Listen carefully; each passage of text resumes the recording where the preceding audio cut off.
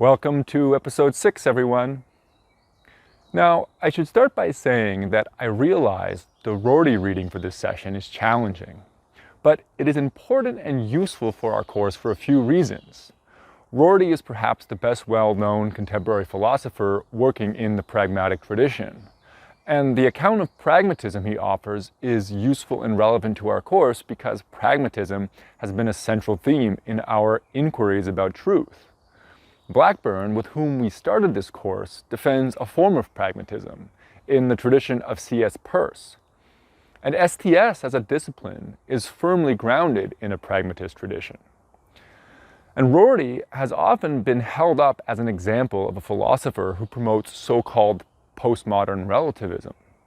Blackburn himself feels the need to explicitly critique Rorty. So Rorty's piece allows us to delve deeper into these issues and think more about what a pragmatist approach to knowledge entails. Like any philosophical school, it is impossible to provide a monolithic definition of pragmatism. Among the self-proclaimed pragmatists, there are deep disagreements, as between C.S. Peirce and William James, the founders, along with John Dewey, of American pragmatism over a century ago. But of course, there are commonalities. As the name suggests, pragmatism is concerned with the pragmatic, that is, the useful aspects of truth and knowledge-making in general. The concern of pragmatists is what practical difference some claim to truth makes. While this concern seems commonsensical, it is motivated by several different intellectual problems. Certainly, a desire to deal with tangible, so-called real-world problems is part of it. How do we make sense of the ways truth operates in our day-to-day activities? What are the actual practical consequences for people going about their lives? Pragmatists responded to a popular perception, which persists now, that philosophy deals with impractical things, detached from the everyday concerns of ordinary people. This is the vision of philosophy in the ivory tower. Out-of-touch intellectuals playing games with their ideas, mainly concerned with matters that gives them intellectual satisfaction and amusement, but with no real consequence. William James asked, what good is it to have esoteric conceptions of truth if they don't help us sort out what kind of knowledge is actually useful? Perhaps somewhat ironically in hindsight, in addition to these perhaps more mundane concerns, pragmatists like James appeal to natural science to inform a pragmatic conception of truth. Indeed, pragmatism was a part of a broader trend that attempted to align philosophy with the natural sciences. A century earlier, a distinction between philosophical and scientific pursuits wouldn't have made much sense. One would have talked about natural philosophers, not scientists. But in the 19th century, a growing view was that many philosophical questions were not admissible in the natural sciences, especially not empirically, which was the hallmark of scientific inquiry. For perhaps lack of a better term, though I find it quite appropriate, these were metaphysical questions. An attempt to free philosophy from metaphysics became a major philosophical project in its own right in the 19th and 20th centuries, and probably earlier considering David Hume, a project that continues to this day. Previously, I have mentioned logical positivism. This was such a project, an attempt to draw a clear distinction between meaningful questions that could be answered via logical or empirical means, and unanswerable and thus meaningless metaphysical concerns. One long-standing metaphysical concern was teleology, the notion that there is some ordering force in the universe that propels it towards some end. Religion and deities had long been the locus of teleological ideas, but other conceptions were also on order. What they all had in common was the idea that there was some greater purpose to the universe embedded in the natural order of things. Progress is a teleological notion. In the 19th century, a profound development in the natural sciences upset ideas of teleology. Darwin's theory of evolution. It was non-teleological because it was grounded in notions of randomness. Species didn't evolve according to some master plan or towards a perfect version of that species, some sort of platonic form. They evolved in particular ways because of random mutations and natural selection, which was contingent on the way the Earth's environment had happened to develop. In other words, Darwinism didn't suppose some extra background force to explain evolution. There was no greater purpose to it. It's just what happened. Darwinism symbolized naturalism. And naturalism could be defined as opposed to supernaturalism. The vision of the natural sciences that had been developing was one that would not invoke any sort of supernatural explanation that could not be detected by the empirical means of science. Pragmatism was explicitly conceived as a naturalistic account of knowledge and truth. It was a critique of long-standing teleological notions of truth. As we discussed last session, for Plato, for example, truth was about getting at perfect ideas that were a part of the very purposeful fabric of the universe, which was hidden from our feeble faculties of perception. But in the light of naturalism generally, and Darwinian evolution specifically, such a notion of truth seemed untenable. If human beings, as biologically evolved organisms, were able to arrive at such truths, it would seem to necessitate a supernatural explanation. Though the approaches adopted by different pragmatist philosophers varied, pragmatism sought to think about knowledge as you would any other human phenomenon, as an evolutionary adaptation. Darwinists reject, for example, the teleology behind statements like, humans were made to eat meat. Humans were not, according to the theory of evolution, made to eat meat. Instead, the human ability to eat meat was the result of millions of years of evolutionary adaptations, selected for by the natural environment that gave Homo sapiens sapiens teeth suitable for chewing flesh and a digestive system suitable for breaking down the proteins found in meat. Analogously, human brains and sensory organs weren't made to get at the truth of the universe. They are an evolutionary adaptation that allows us to make sense of our environment. Now, if there is, metaphysically speaking, a real world out there, objective knowledge to be had, an independently existing quality or property of truth in the universe, we are quite fortunate to have evolved in a way that lets us access that, codify it, share it with others, and put it to tests of verification. Indeed, it is plainly teleological to imagine that any organism is inherently evolving towards this end. It's quite easy to suppose an alternate set of successful evolutionary adaptations, namely that human beings have evolved to be able to tell themselves fantastic myths about the world. It seems equally plausible that instead of evolving to become well-oiled representation machines, as Rorty puts it, humans have evolved to be better at convincing other members of their species that they are right, that their knowledge should have authority, and that they should be listened to. And indeed, it seems that evidence for this kind of evolutionary adaptation is ample. From an evolutionary point of view, some of the most successful humans in history seem to have had little to no regard with objective truth as we understand it. And as Rorty points out, what is more remarkable about the idea that humans have evolved to be able to put themselves in a particular relationship with the universe so that they can get at its intrinsic objective nature is that this evolutionary change apparently happened very recently, within the last couple of 100 years or so, since the advent of the quote-unquote new science.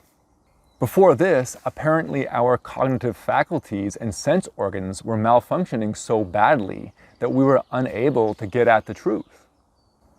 What the pragmatist wants to draw attention to is that just as the success or usefulness of some evolutionary adaptation depends on the context in which that adaptation is put to use, whether you are an organism adapted to life in the desert or the rainforest or the ocean, The success or usefulness of some particular way of building knowledge about the world is also context dependent. What has clearly not changed in the last several thousand years since the time of Plato is our cognitive capacities. Our cognitive ability to reason or be rational, however we define this, must be the same now as it was then. What has changed are the environments and context in which we put our knowledge to use. If knowledge itself is a kind of adaptation, a behavior of an organism, then its success or failure, usefulness or non-usefulness, only makes sense in those contexts. Trying to evaluate knowledge without reference to those contexts is like evaluating whether humans have evolved to be a successful organism in terms of their inability to survive in the vacuum of space. And as Rorty argues, one of the key contextual factors that defines the standards of success for a particular knowledge claim is the specific audience at a particular time and place to whom those claims are being made. Put plainly, Rorty argues that there are no a priori universal standards of truth. Truth, in these terms, cannot be a natural phenomenon. To get to this idea of truth, you would have to move beyond an evolutionary view and enter the realm of the metaphysical or supernatural.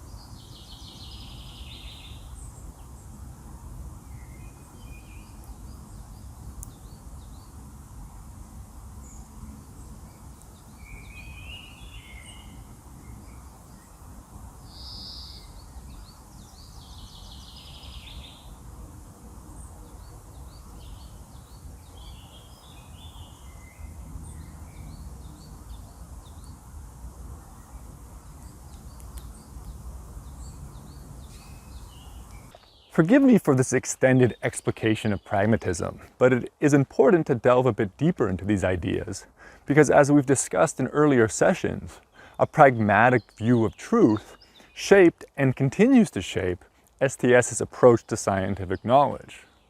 For example, as we discussed with regard to the sociology of scientific knowledge, a pragmatic view helps account for the changes in what counts as truth in the history of science. Why did Newtonian mechanics persist as a true account of physical forces for 2 centuries?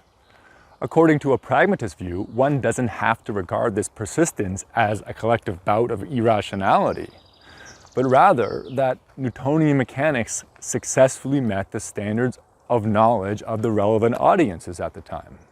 In other words, Newtonian mechanics succeeded as useful knowledge, and it should be noted to a very high standard in the context of the 18th and 19th centuries, and the 20th and 21st. Now, there are, of course, common retorts to pragmatism. One is that we seem to know more about the world.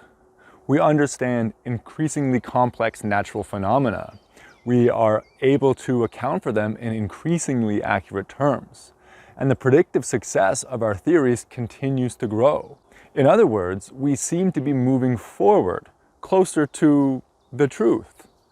So it's not that our understandings of the world are merely different, that they merely have different audiences and different standards of success than others, but they seem to improve in such a way that transcends the particular context-dependent concerns of specific groups of people. Our knowledge does not appear to move backwards. We don't seem to lower our standards of success, though I guess this depends on the time frame you take. But the pragmatist would respond that merely because our standards of success have been set to a higher bar and apparently adhered to by greater and greater number of humans, still doesn't take us away from the fact that knowledge and truth can only be understood with regards to those standards. And the fact that those standards have come to be seen as universal, that is, defining pursuits of knowledge all over the world by people from all different cultures, can be relatively easily historically and sociologically explained. There are many human ideas that have traveled far and wide. Political ideas, religious ideas. This doesn't necessarily mean that they have universal validity in any metaphysical sense. The most critical pragmatist rejoinder here is that none of the measures that supposedly show our forward march towards greater levels of truth move us in any convincing way into the metaphysical realm of objectivity. The standard measure, increasing predictive success, which in turn allows for more reliable technologies, is always a proxy for objectivity. And of course, this measure is quite easily interpreted as a pragmatic one. It is a degree of success, a degree of usefulness according to particular context-dependent standards and aims. The drive to ever more reliable predictions is inseparable from our particular goals and our particular values. What pragmatists like Rorty want to illustrate is that when push comes to shove, the realist, for lack of a better term, defender of science, invariably falls back on instrumentalism. We see this clearly with Sokal. While he meanders around realist epistemology, ultimately science deserves its exalted status because it works. It works better at improving our material conditions than any other system of knowledge, or so argue its champions. As I discussed last session, defenders of science so often seem to fall back on gravity. No pun intended. And why should we believe in gravity? Because if you didn't, apparently you'd be compelled to jump out of a window. Notwithstanding the fact that if you don't know the gravitational constant of the universe, you could still successfully understand that jumping out of a window is a bad idea, the ultimate case that Sokal makes is on instrumental grounds. Now, the defender of science might concede that yes, knowledge claims need to be understood in terms of particular useful ends. But they want to make some extra moves. First, they essentially want to universalize this instrumentalist defense. Yes, truth correlates with usefulness, but we can illustrate this with reference to basic needs shared by all humans. What are the particular ends that science so successfully fulfills? Alleviating hunger, maximizing nutrition, providing us with ever more safe and comfortable shelter, protecting us from environmental risks, eliminating disease, and otherwise yielding longer, healthier, and more prosperous lives, and preventing us from jumping out of windows. This move is meant to stave off the relativism that is supposedly latent in Rorty's claim that what counts as truth only makes sense when defined against a particular audience. There's no justified knowledge without a group of knowers doing the justifying. But the audience for science, argue its defenders, is all of humanity. All humans are clearly bound by the material conditions that science can so uniquely predict and manipulate. Thus, the defender of science can say that to disregard the validity of science is to deprive yourself of fulfilling your basic human needs. We don't have to relativize audiences. They can be held to their own standards. People who reject the prevailing scientific understanding of vaccination, for example, don't merely have a different standard of justifying knowledge that needs to be respected. They are simply wrong according to their own instrumental criteria. After all, so-called anti-vaxxers don't reject vaccination as a form of self-sacrifice, but in terms of health risks. They are concerned about their own health just as much as anybody else is. They have simply failed to adopt the more instrumentally useful perspective. But defenders of science like Sokal or Dawkins or even Blackburn are not typically content to leave it here. They want to make a further move. They also hone in on beliefs that they think are unscientific or irrational, but don't appear to have any immediate instrumental value. Why does flat eartherism bother people? Or astrology? As for the former, While it's incompatible with scientific understandings of the Earth's geology and place in the solar system, it's hard to see what the practical consequences are one way or another. For a pragmatist, it would almost appear as a metaphysical issue, having no real consequences for how people go about their lives. Now, I am admittedly quite ignorant of the subject, but I assume that flat earthers still fly places, still rely on information from weather satellites orbiting the Earth, still use Google Maps, and so on.